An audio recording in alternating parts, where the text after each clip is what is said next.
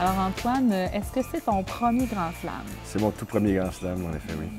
Est-ce que c'est ta première saison de slam? Non, c'est la deuxième fois que je m'étais rendu en finale, en demi-finale montréalaise l'année passée, puis j'ai été sorti. Donc, cette fois-ci, je suis passé un petit peu in extremis.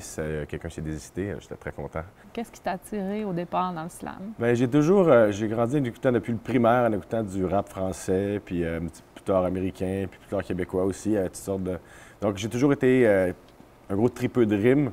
Et quand j'ai entendu parler du slam, bon, d'abord par Grand Corps Malade, puis Abdel Malik, ensuite, je savais que, bon, au Québec, ça se fait aussi, Ivy. Je suis un peu tombé en amour avec ça parce que c'est comme si ça ramenait l'importance, non pas sur juste la musique, mais aussi sur le texte lui-même.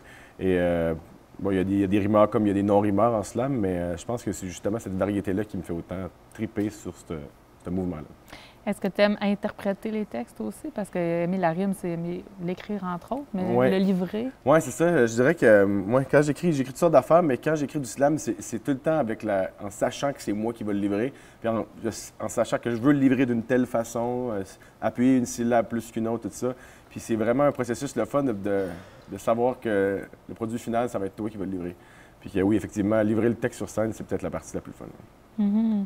Est-ce que tu écris ailleurs pour Ouais, d'autres disciplines? Oui, je suis concepteur-rédacteur pour Bleu, Blanc, Rouge à Montréal, une agence de pub. Puis je fais aussi dans un blog pour le Huffington Post Québec. Est-ce que c'est des façons d'écrire qui peuvent t'inspirer ou tu trouves ça complètement différent? Ah non, des choses que tu... Il y a clairement, ça partage certaines choses. Entre autres, moi, ce que j'aime dans le journalisme en général, c'est tout ce qui est un peu éditorial, qu'il y a des opinions qui sont exprimées, qui sont construites d'une façon particulière, puis qui t'amènent vers un point, le genre d'article qui te fait « Oui, c'est ça! » Fait que je pense qu'un bon poème, un bon slammer va réussir à avoir un effet similaire sur les gens, une espèce de... Tu te sens engagé envers le propos de l'orateur ou de l'essayiste dans le cas de l'éditorial. Donc oui, je trouve qu'il y a des points communs et c'est clairement les deux se retrouvent un peu dans toutes sortes de mes écrits. Est-ce qu'une des parties que tu aimerais dans le slam, c'est la partie on peut influencer les gens ou leur façon de penser? Si on veut, oui, il y a comme une espèce de côté rhétorique à la chose aussi. C'est comme t'espères que il y a certaines cordes sensibles qui vont être un peu titillées. T'espères que certaines personnes vont réfléchir par rapport à ce que tu fais. Mais je suis pas un gros... J'essaie d'être le plus... de laisser place à la réflexion le plus possible. J'aime pas ça quand j'ai l'impression de gaver une opinion en face de quelqu'un. Ça, c'est tough parce que dans la vie, je peux m'enflammer dans certains soupers de famille. Donc, j'essaie justement dans le slam, vu que j'ai la chance de m'asseoir et de l'écrire, de bien distiller la chose, de bien doser mes humeurs les plus enflammées pour que ça reste écoutable et que ça reste le fun pour le public. As-tu des sujets de prédilection? Oui, le vivre ensemble en général, ça se retrouve dans beaucoup de mes textes à bien des égards, qu'on parle de groupes sociaux, qu'on parle d'allégeances religieuses ou politiques. Donc, j'essaie de... Dans ma tête, il doit y avoir une façon qu'on puisse vivre en gang. Intéressant.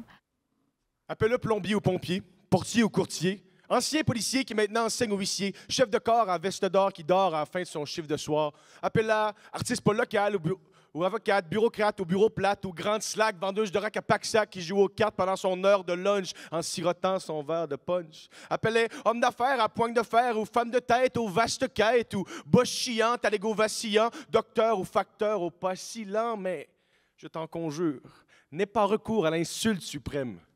Ne les appelle pas ressources humaines.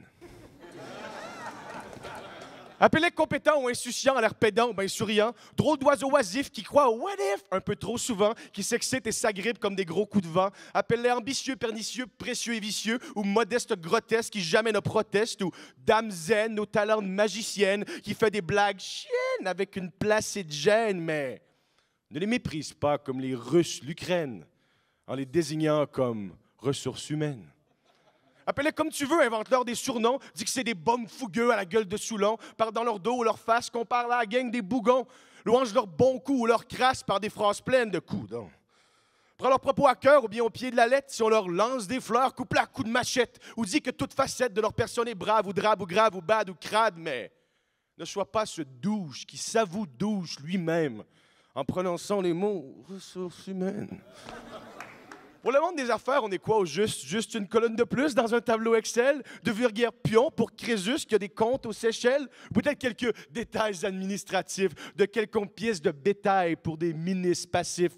Ça sonne stiff, ça siffle, ça irrite, ça pique, ça s'évite, ça switch par une liste pratique, une mosaïque classique de termes, d'expressions, de plein de thèmes, plein de sections comme travailleur, unité, godailleur, équipier, batailleur, déchiquier, empailleur, de Mickey, mixologue de métier, psychologue méchier, ou sale fils du laitier, ou actrice qui fait chier, juriste, puriste, touriste, fleuriste, guitariste, flûtiste, ponctuel mais qui part au plus crisse, flâneur des longues ruelles ou quelques rames aux subsistes, bricoleur, adoubeuse, picoleur, atoureuse, pitonneux, amoureuse, taponneux, arrimeuse, fumeur de batte ou bien fouilleuse de sac, douteux en coupe fougueux avec une écouteuse de trap, un balafré qui aime parader, une coureuse de lap, un gros connard en beau costard, une diseuse de farce, une nettoyeuse de crasse qui danse la valse avec un gars au corps de Dieu qui épate, la grand-mère presque centenaire, la grande chilleuse du parc qui dans son répit les épis d'un air envieux, d'une face un peu nostalgique, pendant que d'une pause tragique, le gars de Greenpeace dit au passant tout ce qu'il veut qu'il fasse. Bref, remarque les personnages de ton long métrage, ceux et celles qui se promènent le long de tes pages, mais ne les réduis pas à ce concept immonde. Ce sont des gens du monde. Et quant à leur titre officiel, les options abondent comme les jeunes pousses d'une plaine. Alors, évitons de les appeler ressources humaines.